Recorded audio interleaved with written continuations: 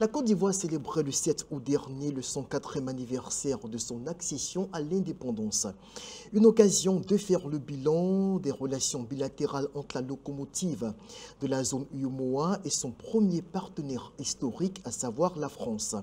Que nous a apporté la France en 64 ans de coopération d'État à État?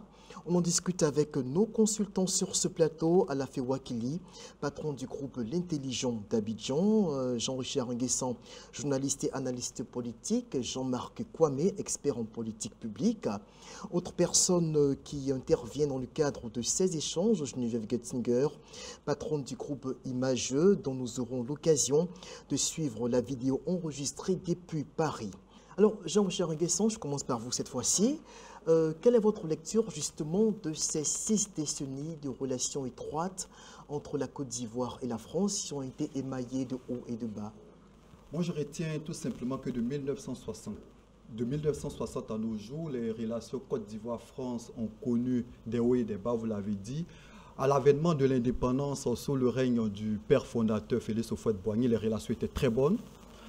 La preuve, il était loisible de voir des experts français dans les couloirs de la présidence. Ils ont accompagné la Côte d'Ivoire moderne, la stratégie militaire.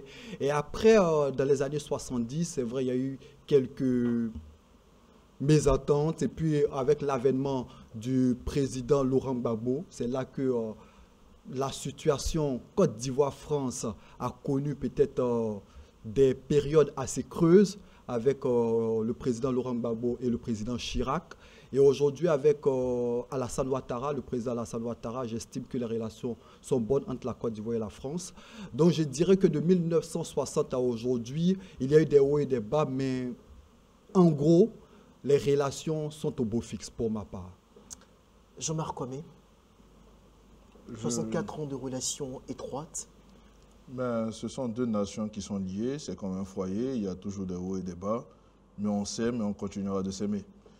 La France est un pays colonisateur qui a des liens très forts avec la Côte d'Ivoire, comme la Côte d'Ivoire aussi a des liens très forts avec la France. Aujourd'hui, on a un semblant de sentiment anti-français qui semble régner un peu partout dans l'Afrique de l'Ouest, avec certains pays qui ont décidé de se détacher d'une certaine façon de la France. Nous, on veut juste montrer que la France demeure un partenaire, mais n'est plus le partenaire exclusif qui a pu être au début des indépendances. Donc, je pense qu'on aura le temps de pouvoir mieux développer cela. Mais c'est une relation qui demeure, c'est une relation qui a souffert un certain nombre d'années, surtout sous le règne du président Laurent Gbagbo. Mais même sous ce règne, il y a eu des incompréhensions, j'aurais dit, parce que ce n'est pas tout qui a été... tout n'a pas été défait. Voilà, tout n'a pas été défait. Mais voilà, c'est une relation qui a eu des hauts et des bas, mais qui est au beau fixe aujourd'hui. Et puis, on avance très bien dans cette relation. Ouais. Alafé Wakili, 64 ans de relations, je le disais 3 tout à l'heure en posant la question à Jean-Marc Kwame. Est-ce qu'aujourd'hui, la France est ce partenaire qui respecte son ancienne colonie qu'est la Côte d'Ivoire? Est-ce qu'on a vraiment évolué dans nos rapports? Oui, plus ou moins, parce que avant l'indépendance, les rapports étaient d'une autre nature. Ensuite, après l'indépendance, il y avait une nature. Les années passent, on diversifie. Le défilé du 7 août 2024, vous avez vu que la Chine était présente. Peut-être que la Russie sera présente l'an prochain. Ne sait-on jamais. Oui, ne sait-on jamais. Et puis un jour, l'Ukraine viendra. Tout comme quand les coups d'État finiront dans ces pays, le Mali, le Burkina, le Niger, ces pays-là pourront toujours venir. C'est ce que je veux noter. Il est vrai que l'histoire est importante. Il est vrai qu'il faut se souvenir. Il est vrai qu'il faut se remémorer. Mais moi, souvent, j'ai un problème. Pour la colonisation, on peut dire que bon, c'est compliqué à débat. Pour aussi l'esclavage. Mais voyez-vous, ceux-là même qui ont été les pères de notre indépendance, ceux-là qui ont subi la colonisation, ceux-là qui ont été mis en prison, ceux-là qui se sont battus, lorsqu'ils sont devenus indépendants, ils ont dit on va coopérer avec la France. ils ont continué. Mais ils savaient ce qu'ils faisaient. Ils voulaient que cette indépendance octroyée ou obtenue produise quelque chose. Ils ont vu ce que ces colonisateurs ont fait. Ce n'était pas mauvais, mais ils estimaient qu'il fallait qu'on ait notre propre destin en main. Donc, ils se sont battus. Je ne dirais pas que, bon, entrer dans ces débats de la vision civilisatrice de la colonisation ou tout. Mais voyez-vous, aujourd'hui, jusqu'à présent, dans nos villages, dans des pays, on refuse d'envoyer les gens à l'école, on refuse d'envoyer les gens à l'hôpital, on refuse un certain nombre de choses au nom de nos traditions. Mais bon, il y a débat. Nous sommes dans le modèle civilisationnel imposé par l'Occident. Imposé et assumé aujourd'hui. Absolument. Mais ce n'est pas la seule chose imposée d'ailleurs. Ils ont imposé quoi? La langue, l'école. Mais est-ce que l'école est une mauvaise chose? Et en dehors de leur école imposée, ils ont imposé la religion, mais il y a aussi la religion musulmane qui a imposé l'enseignement islamique. Le modèle sociétal également. Oui, mais tout ça a été imposé. L'Afrique a été, permettez-moi le mot, violée de partout. Il y a eu l'Occident, avant l'Occident, il y a eu Samori, il y a eu le monde arabe. L'Afrique a été violée de toutes parts. Mais pourquoi on ne veut retenir que le viol occidental? Il y a eu tous ces viols qu'il faut prendre en compte et dire que ça fait partie de notre histoire que nous devons assumer. Moi, je vais revenir à mon livre. Je pose la question quand il dit can put foot. Voyez-vous le football que tout le monde aime? Est-ce qu'il est africain? Tout le monde aime le football, mais est-ce que c'est l'Afrique qui a créé? Mais pourquoi d'autres choses qui ne sont pas africaines comme le CFA ou autre nous posent problème? On va dire je fais un amalgame. Non. Il y a beaucoup de choses. Le CFA, même la monnaie, oui, telle qu'on la conçoit aujourd'hui, c'est un concept strictement occidental. Ça n'a rien à voir. Voilà, on appelle la monnaie AES. Voilà, tout ça. Donc, même quand ils vont créer leur monnaie, c'est un moyen d'échange créé. Alors, donc, il y a une interaction dans le monde.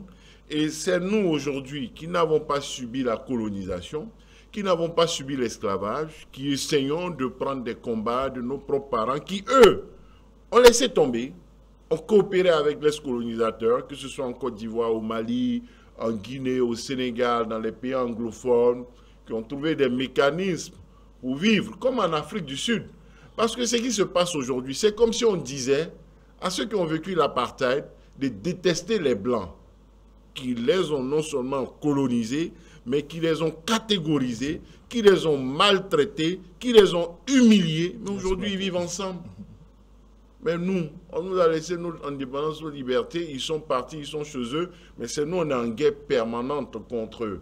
Mais que dira-t-on des Noirs sud-africains qui ont été colonisés, qui ont été catégorisés, qui ont été soumis par tout moyen, mais qui aujourd'hui vivent en intelligence sans régler des comptes, et qui acceptent le rendre, qui acceptent la langue, et qui a été là, tout le monde vit dedans, mais ils ne font pas ce que nous on fait chez nous là. Alors justement, en termes de retombées, le problème aussi de l'indépendance, c'est que cette indépendance a été politique. Mais économiquement, il faut dire qu'il y a eu une mainmise sur les ressources minières, pétrolières de bon nombre de pays africains. Il y a ou il y a eu?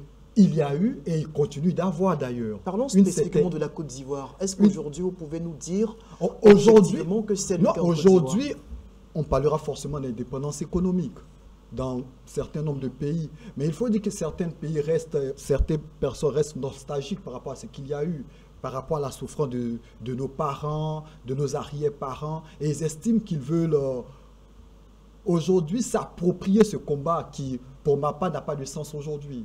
Ok, vous l'avez dit vous-même, le combat a-t-il un sens ou pas? C'est une grosse interrogation. Je reviens un peu sur les propos la fièvre pour réagir de Jean-Richard. On va prendre un contexte. Je dis toujours, il faut situer des contextes. On sort de l'indépendance, on sort de la colonisation. Les pays, plusieurs blocs sont en train de se former. Les pays nouvellement indépendants se recherchent encore.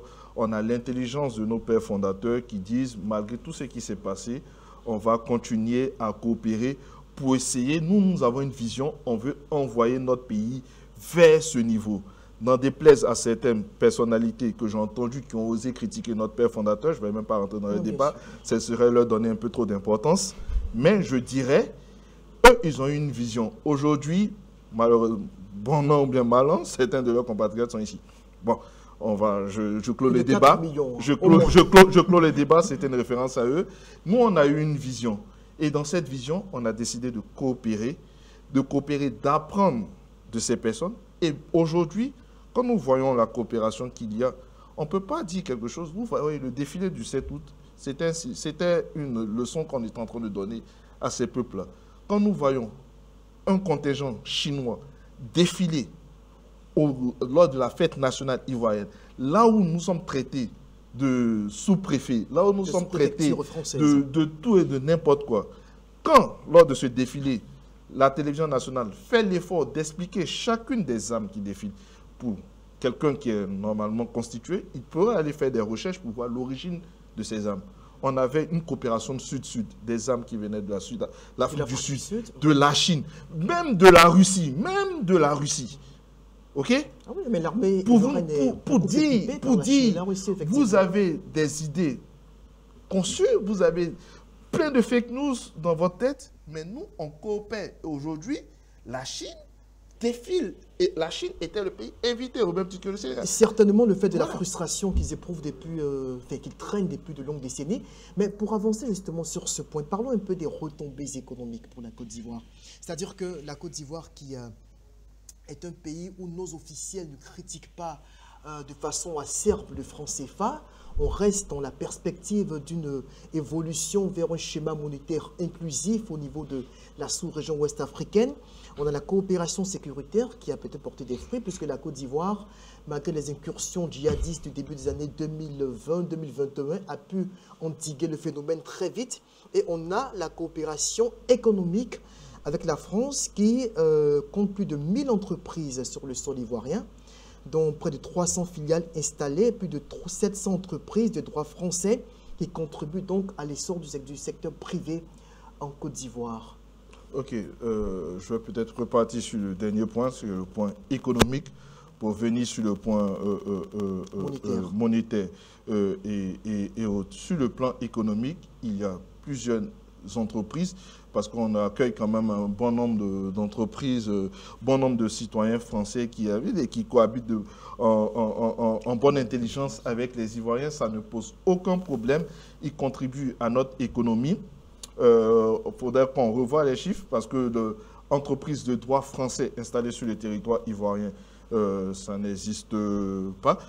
Ces entreprises obéissent au droit ivoirien, peut-être dans la nature de la détention du capital. Cela peut diversifier, mais ce n'est pas de droit français sur le territoire ivoirien, ça n'existe pas. Donc, il faut restituer le droit ivoirien plutôt créé et dirigé par des Français. À capitaux, voilà. À capitaux français. Ça, c'est notre nature, c'est la volonté libérale que nous avons eue de pouvoir permettre à toutes les personnes qui s'installent en Côte d'Ivoire de pouvoir exercer, de pouvoir travailler tranquillement, en bonne et due forme, de pouvoir prospérer sans que personne ne l'embête. Ça, on ne peut pas. Au même titre que d'autres personnes qui viennent d'autres pays le font, on n'a pas de problème. Ça, c'est la nature économique, le libéralisme économique que nous avons choisi. Et tous ces pays, voilà, on travaille en bonne et due forme. Et la France est le premier investisseur en termes d'idées. Oui, mais les derniers chiffres, le Maroc a dépassé la France. Et la Chine avance. Et la Chine avance. Aujourd'hui, quand vous prenez le premier partenaire économique, le premier partenaire commercial de la Côte d'Ivoire, c'est les Pays-Bas. La Chine est le premier fournisseur de la France est le troisième partenaire commercial de la Côte d'Ivoire. Vous voyez, donc il y a eu une diversification de notre économie et de nos partenaires. C'est pour dire que cette relation évolue. Cette relation évolue et au même titre. Regardez par exemple un fait dans le domaine bancaire. La célèbre banque, la Société Générale, l'ancienne SGBCI, est aujourd'hui en train de libérer tous ses actifs au niveau de l'Afrique et aujourd'hui en train de céder ses parts même au niveau de la Côte d'Ivoire. Pour dire que le monde évolue. Et il faut évoluer aussi avec ce monde. Et c'est ce qui se fait ici. Donc, il faut sortir un peu du regard de la mainmise de la France. J'appelle quiconque peut me montrer cela, parce que ça n'existe pas, que la France a la même mise sur l'économie ivoirienne. Lafay Ouakili, est-ce qu'aujourd'hui, vous pouvez dire que votre pays est pleinement indépendant, jouit pleinement de sa souveraineté internationale? Oui, bien sûr. Moi, en tant que citoyen ivoirien africain, j'ai l'esprit libre. Je suis sans complexe vis-à-vis de la France, vis-à-vis des États-Unis, vis-à-vis de la Russie, vis-à-vis de la Chine. Je me sens indépendant. En même temps, je pense que nos dirigeants qui prennent les décisions, par exemple, lorsqu'on doit mettre un feu, même les maires, ils sont autonomes et souverains. Pour décider de mettre un feu à tel endroit, pour décider d'une école, décider d'un centre de santé, c'est des choses de notre vie quotidienne. Ce n'est pas Paris qui détermine ça. Voilà, dans nos foyers, on est autonome, hein, nos épouses, nos enfants, on décide. Après, dans nos villages, dans nos classes, dans nos villes, dans nos régions et au niveau du pays, les décisions sont prises par nous-mêmes à différents échelons. Ça, c'est un. De deux, je veux noter relativement à la question du CFA. Moi, j'aime les choses simples. Je lance un défi. Il y a 15 pays CFA. Ça dérange. 8 et 7, c'est ça? Ça dérange. Mais vous rendez-vous compte qu'on a 54 pays africains. Si on n'avait pas le CFA, on aurait 54 monnaies. Comme on a 54 pays, 54 drapeaux, 54 passeports. Et quoi encore? Hein? En lieu et place de 54 monnaies, on n'en a que 39. S'il n'y avait pas le CFA, l'Afrique aurait 54 monnaies. C'est ça le destin de notre continent. Quand aurons-nous un seul passeport? Quand aurons-nous une seule monnaie? Mais si le CFA est mauvais, il y a 15. Les 39 autres pays depuis 64 ans, pourquoi ils n'ont pas été capables de créer une monnaie? Alors que c'est l'ambition de l'Afrique. On a un marché unique qu'on veut faire. On a lancé ça en grande pompe. Azleka, vous savez où? Ben, à l'issue du marché unique, du marché commun, il y a la monnaie. Mais ça traîne. Mais si le CFA est mauvais, là, laissez nos 15 pays, là, vous les 39, là, avancer. Alors que ils ne sont pas capables d'avancer. Au niveau de l'Afrique de l'Ouest, ils ne sont pas capables d'avancer. Pendant que nous, on avance plus vite, d'ailleurs, en Afrique de l'Ouest, on a déjà l'écho. Le projet de l'écho. Oui, mais on a déjà l'écho. Pour le CFA, c'est l'histoire attachée au CFA qui, pour ma part, pose problème à bon. Mais nous, laisse notre histoire. Moi, j'ai aucun problème avec le CFA. Mais nos dirigeants... Ceux qui ont les problèmes, qu'ils aillent dans les 39 pays pour dire libérez-nous. Pose problème. Ça ne pose aucun problème. Le problème de l'Afrique, c'est l'incapacité des 39 à créer leur monnaie et qu'ils montrent qu'eux qui n'ont aucun problème là, qu'ils prennent en main leur histoire et leur destin. Ils en sont incapables. La seule chose qu'ils savent faire, c'est de critiquer le CFA. Eux qui sont libres là, où est leur monnaie? On leur pose la question. Créez votre monnaie. Quand vous aurez créé, nous allons laisser le CFA, nous vous rejoindrons. En attendant, moi je suis fier du CFA et je leur dis, arrêtez de nous emmerder. Créez votre monnaie. Très bien. Alors, est-ce que le justement CFA est un sur héritage de la colonisation. Un héritage étranger, comme le français, comme votre ami, comme l'école, comme beaucoup d'autres choses. Comme beaucoup d'autres choses que vous assumez, comme le français, comme la religion, comme le nom de la Côte d'Ivoire. Allez-y. Le nom de la Côte d'Ivoire que vous assumez. Permettons-lui de s'expliquer. On aura l'occasion de rebondir. Vous êtes ivoirien. Vous en êtes fier, vous assumez, mais le CFA vous dérange. Votre passeport ivoirien qui est un nom français. La Côte d'Ivoire et l'Afrique ont été divisées à Berlin. Nos nationalités sont des héritages de la colonisation. Nous acceptons ça, on est fiers, on fait la guerre à cause de nationalités fabriquées par les Blancs. Et des frontières également. Et des frontières bidons fabriquées par eux. On se fait la guerre, un Ivoirien au Mali, il y a un autre frère qui est en Côte d'Ivoire. On fait la guerre pour ça. La Côte d'Ivoire et le Mali en combat. On prend nos soldats, le même pays, le Burkina. On est dans ça, on fait la guerre pour ça. On oublie, mais c'est le CFA qui nous pose problème. Alors que nos pays et nos passeports ne nous dérangent pas. Il faut qu'on soit cohérent dans la révolte contre l'héritage colonial. Absolument. En aucun moment, moi, je ne condamne le franc CFA. En aucun moment, moi, je ne condamne le franc CFA. Mais une chose est certaine, le franc CFA pose problème pour bon nombre d'Africains. Lui égale à l'héritage de cette monnaie. Cette monnaie, on l'a hérité de la colonisation. Et nos chefs d'État en ont conscience. C'est pourquoi ils ont décidé de l'avènement de l'écho qui malheureusement peine à venir. Nos chefs d'État gagneraient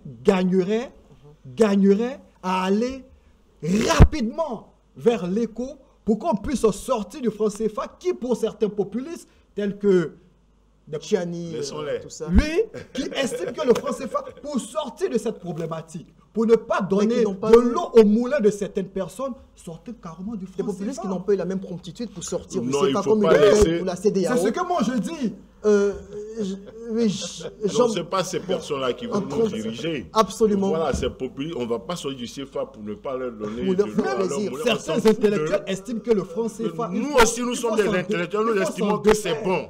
Et donc, allons à des élections si on veut. Il y a une on n'a pas division de l'intelligence mais allons à l'élection et non à des coups d'État. Il revient en absolument.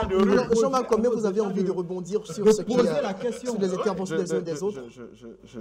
Le fameux problème du franc CFA, il revient encore. C'est vrai que ce n'est pas vraiment notre il revient encore, c'est pas notre la question, elle était mais il fait partie de cet héritage et de ces relations qu'il y a toujours eu entre la France et la Côte d'Ivoire. Je repars toujours, toute monnaie a une histoire.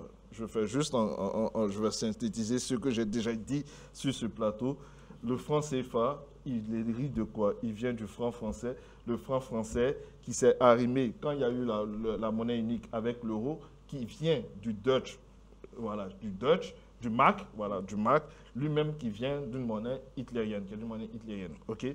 Ça, son histoire, c'est contesté, mais il s'est bien fait et c'est mauvais. Le fait qu'on ait appelé ça franc CFA, qu'on ait appelé ça éco, qu'on ait appelé ça X ou Y, le véritable problème qu'il faut situer, quelle est l'utilisation que nous faisons de la monnaie. Et c'est ce que je me suis évertué à expliquer sur ce plateau la dernière fois pour bon nombre d'intellectuels, bon nombre de peuples ivoiriens. La monnaie est une chose très, très, très importante sur laquelle il ne faut pas s'amuser. Quand nous prenons la structure de nos économies ici en Afrique et que nous n'avons pas une structure économique ou industrielle assez forte, je vous ai pris le cas par exemple de l'Allemagne. L'Allemagne, pourquoi? Quand l'Allemagne faisait cette discussion sur l'euro, l'Allemagne a dit « je veux qu'on puisse garder la parité qui est faite avec le mark parce que moi, l'Allemagne, je suis un producteur industriel et quand je fais une monnaie forte, ça m'arrange pour ma balance commerciale et aussi pour mes importations parce que ma monnaie sera très forte, je pourrais acheter en importation beaucoup plus que quand vous voulez donner votre monnaie qui est assez faible. C'est sur la puissance économique, parce que l'Allemagne est une puissance économique, elle a pu dire, on s'aligne sur cela. Nous avons arrimé notre monnaie, qui est le franc CFA, à cet euro. Aujourd'hui, quand nous avons des chocs exogènes, ça nous protège d'une certaine façon à cause des 4 qualifications qui sont arrimées au franc CFA que je ne vais pas revenir à citer. Non, allez-y très rapidement. La convertibilité, la libre transférabilité, l'utilisation même, et puis le fameux problème de la convertibilité par rapport, la garantie par rapport à le compte des opérations, c'est maintenant à la BCAO, donc on ne revient plus là-dessus. Donc cela, il faut aller sur, si on veut aller sur l'utilisation de la monnaie, il faut aller sur une monnaie qui va être compétitive, qu'elle soit franc CFA, qu'elle soit éco. Il faut aller sur une monnaie compétitive et une monnaie communautaire. Donc le fameux débat du franc CFA, c'est un débat qui ne sert pour moi. Et pour l'heure, la Côte d'Ivoire a fait le pari de la stabilité. Les autres pays qui ne sont pas CFA d'ailleurs, l'histoire de leur monnaie est identique au CFA. À la différence, c'est des monnaies créées par le colonisateur. À la différence que c'était micro-pays, pas pays. Voilà. Nous, l'avantage, c'est plusieurs pays. C'est une forme extraordinaire de solidarité qui n'existe nulle part ailleurs, en Afrique et qui est rare dans le monde. Il faut en être fier. Très bien. Alors, après... Ils se sont contentés de changer les noms. Le shilling est devenu, la livre nigériane est devenue Naira. Le monnaie qu'ils ont créé au Ghana est devenu Sidi. Il n'y a rien d'extraordinaire. C'est comme si nous... Oui, mais ça change quoi? On dit le franc ivoirien, c'est ça? On est content du CFA devant le franc ivoirien. La livre a une dimension. On va évoluer justement dans mais ton passeport ne change pas. Le nom ivoirien dans ton argent là est exactement, l'héritage colonial demeure et curieusement on en est fiers, surtout de nos frontières qu'on veut défendre. Enfin bref, on va revenir là-dessus. Parlons justement de l'interventionnisme français dans les affaires intérieures de la Côte d'Ivoire. On a très souvent reproché à la France, autant déjà avec le PDCI-RDA durant sa gestion du pouvoir, avec Laurent Gbagbo également, ça a justement été l'une des reproches clés que les anti-français en Côte d'Ivoire ont fait ressortir et qui continuent d'ailleurs à ressurgir.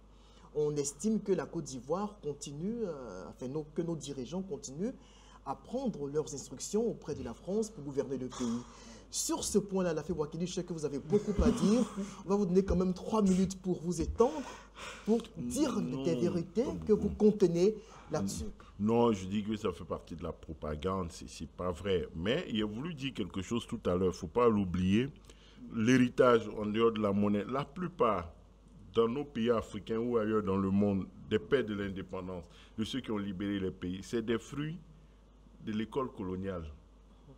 Eux tous. Et après, même après, c'était l'école coloniale, les Laurent Gbagbo, ils ont été formés par le colonisateur. Avec l'éducation du colon. Quand même ils combattent le colonisateur, c'est avec l'arme du colonisateur. C'est des produits de la colonisation, les produits de l'assimilation qui se rebellent. Contrairement aujourd'hui aux terroristes ou autres qui tuent, et aussi à des régimes qui ont des mercenaires qui tuent, c'est vrai, ceux qui voulaient la libération, à un moment donné, il y a eu des coups, des massacres, on nous le rappelle, mais l'essentiel des acteurs, des cas, ils sont restés et ils ont combattu. Le bon combat, celui de l'indépendance, celui de la souveraineté, ça continue d'abord avec Houphouët, sa génération, depuis le syndicat agricole africain. D'ailleurs, Houphouët lui a été un produit du système et il y a eu l'aventure 46. Ils ont formé nos cadres, nos aînés, nos doyens. Ça aussi, il faut le dire. Aujourd'hui, quand on est si liés, quand on a été à l'heure et qu'on les a formés, qu'est-ce qu'on veut? Déjà, notre esprit est manipulé par la religion, par leur histoire, par la culture. On a assimilé les choses des peuples. Maintenant, si on se sent lié, on se sent proche de la France, de l'Occident, d'autres, c'est la Russie qu'ils ont choisi, il n'y a pas de problème. Mais je vous ai dit, je vous ai pris un exemple. On a nos familles, nos foyers, on a nos quartiers, on a nos arrondissements, on a nos communes, on a nos régions, on a le pays. Je ne crois pas que dans nos familles, c'est la France qui nous donne des ordres. Quand on doit faire des choix avec nos épouses et pour nos enfants, quand on va choisir d'envoyer nos enfants à une école française, si on a les moyens, ou en France, ou aux États-Unis, ou au Canada, ce n'est pas les Français, ce n'est pas la France. Dans notre quartier, quand on a quelque chose, je ne crois pas que le chef du quartier de notre cité demande les instructions à la France. Dans la ville, dans la commune, je ne crois pas que nos maires, à l'Assemblée nationale, je ne crois pas que nos députés attendent les instructions de la France ou d'un ambassadeur local pour prendre des décisions.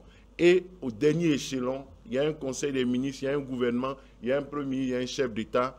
Ni aujourd'hui, ni hier, même le temps d'Houphouët-Boigny, malgré les liens qu'il avait, malgré le fait qu'il a été chef, membre du gouvernement français, il a même dirigé la France par intérim à un moment donné.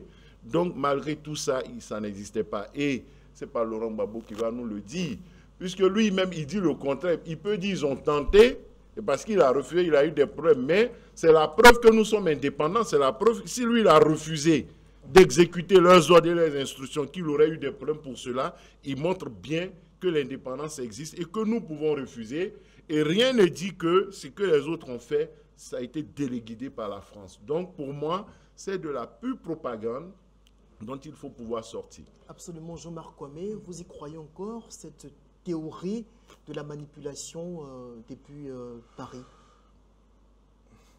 Je n'y crois pas. Je n'y crois pas parce que, depuis le début de la discussion, nous sommes tous issus de l'école en griffe française. On va dire en griffe pour un certain moment, il y a eu même une acculturation. Mais dit que nous recevons des ordres de Paris. Aujourd'hui, non. Aujourd'hui, il y a quelques années, oui. Aujourd'hui, mais même ça, je dis toujours, tous ceux qui disent ça, il faudrait qu'on soit capable d'étayer les propos que nous tenons. Parce qu'il ne faut pas confondre la coopération que des pays puissent avoir avec un certain nombre de pays pour on dit que nous recevons des ordres de X, Y ou Z. Dans ce cas, pourquoi est-ce qu'on parle de coopération bilatérale ou de coopération multilatérale? On est dans un monde qui est ouvert. Permettez qu'il termine. C'est permis dans l'histoire de l'Afrique à un certain moment de démettre cet chef d'État. Non, parlons de la Côte d'Ivoire. Nous sommes sur le cas ivoirien. Allez-y, poursuivez Jean-Marc Kwame, le temps qu'il réagisse. Voilà. Donc, quand on me montre qu'on mettait, effectivement, ce sont des rapports de coopération. Qu'on me dise, j'ai eu affaire à des experts israéliens dans le domaine de la sécurité pour pouvoir aider à faciliter la sécurité de mon pays. C'est une coopération. Est-ce que je reçois les ordres de Tel Aviv? Je pense, non. Est-ce que quand je prends tel expert ou tel, parce que je conçois que je n'ai pas l'intelligence locale pour m'aider là-dessus, mais je suis en train de travailler de sorte à ce que je puisse avoir cette intelligence. C'est ce que nos pères ont fait. Quand nous prenons les premières années d'indépendance, on avait dans nos administrations des Blancs, mais on a favorisé l'ivoirisation de l'administration. Et petit à petit, c'est en cela que certains de nos cadres, certains des dirigeants actuels sont partis dans certains pays et sont revenus avec l'expérience, avec l'intelligence, et on conduit nos pays là où ils sont.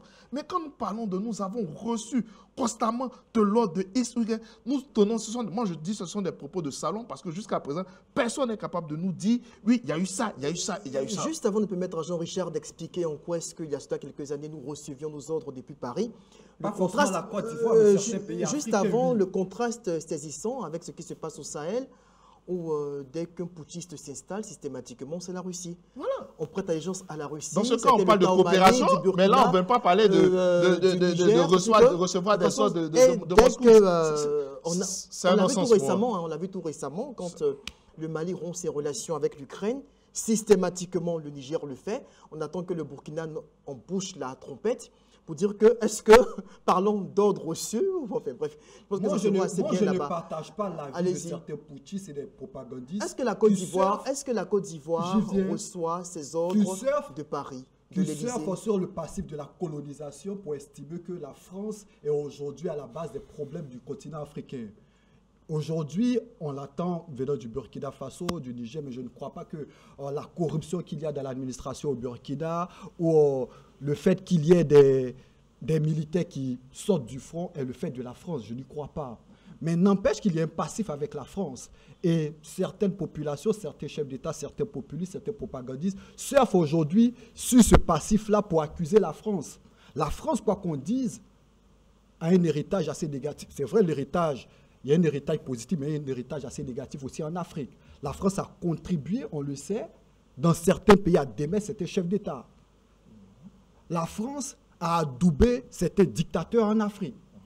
La France, on l'a vu au Tchad, a adoubé le coup d'État du Tchad, même si elle a condamné certains coups d'État. Et c'est cette communication à géométrie variable qui est critiquée par un certain nombre d'Africains. Après, est-ce que c'est la France qui décide ou c'est nous qui décidons? Ce n'est pas forcément la France qui décide.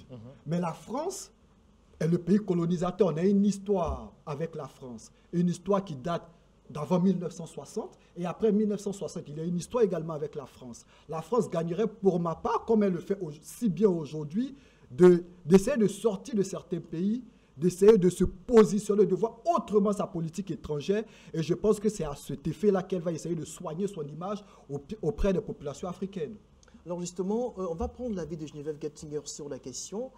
Qu'est-ce qu'elle en dit? Qu'est-ce qu'elle en pense? On va l'écouter et on revient pour faire le dernier tour de table. La Côte d'Ivoire, c'est pour la France l'un de ses alliés les plus solides, évidemment, en Afrique. Il y a des liens personnels qui sont très forts. Les liens entre des pays, c'est aussi des liens humains. 20 000 Français en Côte d'Ivoire et puis 5 fois plus d'Ivoiriens en France. Donc tout ça, ça crée aussi des relations interpersonnelles. Je dirais que c'est aussi une manière assez conjointe aujourd'hui d'envisager le monde, puisque la Côte d'Ivoire est l'un des farouches partisans défenseurs de l'Ukraine, comme la France dans le combat qu'il oppose à la Russie. Et c'est aussi une manière assez conjointe d'envisager la lutte contre le terrorisme. On a vu le 7 août à Grand-Bassam, une démonstration de force de l'armée ivoirienne qui est aujourd'hui confrontée à des menaces sécuritaires à sa frontière au nord. En termes de sécurité, la France est aux côtés de la Côte d'Ivoire avec cette académie internationale de lutte contre le terrorisme qui a été lancée en 2021 à Jacquesville et qui fonctionne bien. Alors, certains mauvais esprits ont souvent tendance à dire que finalement, quand ça va bien entre un pays africain et la France, ça veut dire que ce pays n'est pas véritablement indépendant. Mais c'est exactement tout l'inverse. Moi, j'ai le sentiment que la décision, par exemple, très tranquille qui a été prise il y a quelques mois de débaptiser à Abidjan quasiment toutes les rues, tous les boulevards, toutes les artères qui portaient des noms français et de les rebaptiser du nom de personnalités ivoiriennes, ça démontre la nature de ce partenariat qui est, je pense, assez égalitaire en fait, et fondé sur une relation très, très tranquille, très sereine. Et donc évidemment, en France, on espère qu'elle se poursuivra après 2025, parce que le pari, c'est quand même cela, que des élections présidentielles qui marqueront sans doute la fin du régime Ouattara et le passage à une nouvelle page pour la Côte d'Ivoire, que ces élections-là se déroulent dans le calme et la sérénité. Alors justement, on revient sur ce plateau. La Götzinger semble très optimiste sur l'état actuel des relations entre la France et la Côte d'Ivoire. On va terminer certainement par cette question que je pose à tout le monde. Est-ce qu'aujourd'hui, vous vous sentez, c'est vrai, peut-être qu'on l'a abordé au cours du débat, mais je la repose une fois de plus pour conclure. Alafé Ouakili, je reviens vers vous. Est-ce que vous vous sentez indépendant aujourd'hui? Vous avez vu les années de l'indépendance, enfin post-indépendance, vous avez vécu la transition qui nous a mené donc à cette ère au XXIe siècle avec l'évolution des rapports entre nos deux pays. Est-ce que vous constatez qu'aujourd'hui vous êtes dans un pays souverain qui peut décider pour lui-même? D'abord, je note que nous sommes dans un monde interdépendant. Personne n'est totalement dépendant. Et que des pays ont besoin de notre anacarde. Ils ont besoin de notre coton. Ils ont besoin de notre café, de notre cacao. Ils sont dépendants de nous. Et nous, on a besoin, on a de plus en plus de pétrole. On raffinait et puis on en prenait du Nigeria. Il y a cette interdépendance économique dans le monde. Mais il y a une souveraineté, il y a une autonomie politique qu'il reprochait en disant qu'on n'a eu que l'autonomie politique, mais elle est fondamentale. L'autonomie politique, c'est cette liberté individuelle et qui va au niveau des nations, que les gens appellent la souveraineté et la non-immixtion. Il fait que dans des territoires donnés, pour le meilleur comme pour le pire, pour le meilleur lorsqu'il y a la démocratie, que les choses se passent bien comme au Sénégal, pour le pire lorsqu'il y a des abus à un moment donné, quand on disait Macky Sall déconnait, on observait, on ne pouvait rien faire, et puis pour le pire, avec les coups d'État dans ces pays-là, quand ça chauffe sur eux, ils brandissent leur autonomie, leur souveraineté. Si vous voulez qu'on dise la Côte d'Ivoire n'est pas souveraine, mais s'il y a des pays qui parlent de leur souveraineté tous les jours, c'est Mali, c'est Niger, c'est Burkina, et ils ont pris leur destin en main. Leur souveraineté, là, c'est faire être libre de faire coup d'État. Ils sont souverains pour ça. Nous, et d'obéir aux ordres de Moscou. Nous, notre souveraineté, on est content dans notre démocratie, dans nos relations avec la France, dans le CFA. Il faut qu'ils acceptent ça. Ils veulent qu'on accepte pour eux. Coup d'État, souveraineté, tout. Mais il faut qu'ils acceptent pour nous, qu'ils nous respectent, qu'ils ne fassent pas d'immixtion et qu'ils arrêtent de vouloir juger nos partenaires. Puisqu'on a voulu faire ça pour eux, ils ont refusé. On les laisse dedans, c'est bon. En attendant qu'ils sortent du CFA, si c'était si facile, j'ai parlé des 39 monnaies qui n'arrivent pas à se coaliser pour créer une monnaie. Ils sortent de la CEDEAO, mais ils sont tous dans l'UEMOA où il y a le CFA. On attend qu'ils créent leur monnaie non coloniale, leur monnaie libre et souveraine. Et puis, les trois, quand ils vont le faire, 4, Sénégal va entrer peut-être, 5, la Guinée va entrer, parce qu'il y a des gens qui rêvent de coup d'État partout. La Guinée, qui est leur allié de coup d'État, n'est pas dedans. La Guinée, qui est leur allié de coup d'État, n'est pas dans AES. Absolument. Avec sa monnaie, n'est pas prête à faire quelque chose avec eux. Tout ça doit vous interpeller sur la limite de ce qu'ils font. Eux-mêmes, ils considèrent que le gars de la Guinée est un faux putschiste, que c'est un vendu à la France, qui n'a rien changé. Donc, ça veut dire que les coups d'État ne sont pas la solution. Moi, je me sens libre. Je vous ai donné un exemple que je répète. Dans mon foyer, avec mon épouse et ma famille, dans la famille élargie, nous sommes libres. Dans le quartier, dans notre comité de quartier, on fait des opérations de salubrité. On n'attend pas l'ordre de la France. Dans nos villes, dans nos communes, nos maires, ils sont libres, qu'ils soient PDC ou RHDP ou indépendants, ou PPAC, ils sont libres. Nos partis politiques sont gérés, je pense, de façon souveraine. À l'Assemblée nationale, les députés, ils regardent les choses selon les intérêts, la ligne politique de leur parti, de la Côte d'Ivoire, les intérêts de la Côte d'Ivoire, c'est souverain. Au niveau du gouvernement, il y a une autonomie, mais il faut tenir compte du fait que nous sommes dans un monde interdépendant. D'ailleurs, nous avons fermé notre souveraineté monétaire, mais on ne l'a pas vendue à la France. Il y a une interdépendance entre les pays de l'UEMOA et de la CEMAC au niveau de la souveraineté monétaire. Et c'est ça l'un des problèmes de l'éco. Parce qu'il y a des pays qui ne sont pas prêts pour cela. Si on entre dans l'éco, le Nigeria n'est plus souverain au niveau de la monnaie. Ça dépendra du Bénin, petit Bénin qui vont trouver petit. Ça dépendra du Niger, ça dépendra du Sénégal. Ils ne sont pas prêts. On nous dit que c'est la France, c'est parce qu'il y a le CFA que l'éco marche pas. Mais c'est faux. Il y a des efforts à faire pour arriver à l'éco. Au niveau de la convergence, il faut serrer, verrouiller au niveau des critères. Ils ne sont pas prêts, certains pays, à faire ces efforts-là. On nous dit c'est 1 ou 2 semaines, nous, mais on est en étant en difficulté. Mais après, quand on va arriver à l'euro, le Nigeria n'aura plus sa souveraineté. On sort la France, c'est vrai, mais pour pouvoir décider, il faut se réunir avec tous les pays de la CEDEAO, comme on le fait aujourd'hui. Vous avez vu, peut-être le Nigeria voulait attaquer ou bien tant, mais il fallait que tout le monde soit d'accord. Quand le Togo n'est pas d'accord, on ne peut pas bouger au niveau politique. C'est comme ça, demain, s'il y a l'écho, le Togo peut dire non, et puis on bloque, on ne fait rien. Très bien. Il y a des pays qui ne sont pas prêts pour ça. Voilà le vrai problème, et ce n'est pas la France. Il faut que les gens arrêtent de voir les adversaires là où ils n'existent pas. Très bien, Jean-Marc Kwame, pour conclure, vous êtes dans un pays souverain ou vous êtes encore sous tutorat? La souveraineté est une notion qui dépend de tout un chacun, qui englobe et qui met ce qu'il veut là-dedans. Moi, je considère dans un pays indépendant, souverain, mais une indépendance qui est contrastée parce que nous vivons dans un monde où chacun s'échange certaines choses, où chacun a besoin de l'autre. Donc, si nous devons dire que nous sommes indépendants politiquement, militairement, économiquement, d'une certaine façon, nous sommes indépendants, nous avons notre souveraineté, nous avons notre mot à dire, nous faisons des choses, nous décidons certaines choses, nous attendons aussi la réaction de certaines choses parce que nous vivons en communauté, un peu comme la CEDEAO, comme le doyen Alafé a pu le dire. Et au niveau même du monde, nous dépendons aussi de certaines décisions qui se prennent en communauté avec l'ONU ou le Conseil de sécurité. Donc nous sommes dans un monde où nous vivons l'un pour l'autre, nous sommes le gardien de l'un de l'autre, nous sommes le gendarme de l'un de l'autre, et nous prenons des décisions communes de sorte à emmener notre monde vers l'idéal commun que nous voulons. Il n'est pas forcément idéal comme nous le voulons, mais nous le prenons comme ça et nous avançons. Donc, les échanges que nous avons avec X, l'expertise dont nous avons besoin pour Y et Z, bon, quand nous, certains pays prennent l'expertise russe, on ne dit pas qu'ils ne sont pas indépendants. On ne dit pas qu'ils ne sont pas souverains.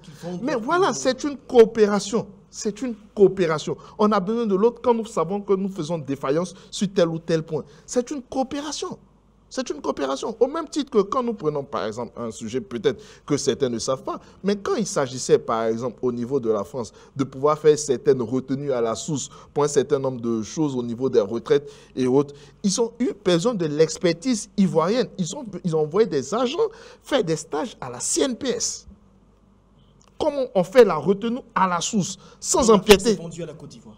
Alors, c'est une relation subtile. Voilà, on apprend de l'autre. Ce que je ne sais pas faire, je vais vers l'autre et comme ça. Et c'est comme ça que ce monde fonctionne. Jean-Richard Nguessan. Voilà. Moi, j'estime qu'on est un pays foncièrement indépendant. Et l'illustration en a été parfaite lors du défilé militaire avec la Chine qui s'est illustrée assez bien. Et j'estime que la Côte d'Ivoire a le mérite d'être indépendant aujourd'hui parce qu'on a diversifié aussi nos partenaires. Non seulement nos partenaires sur le plan diplomatique, sur le plan économique.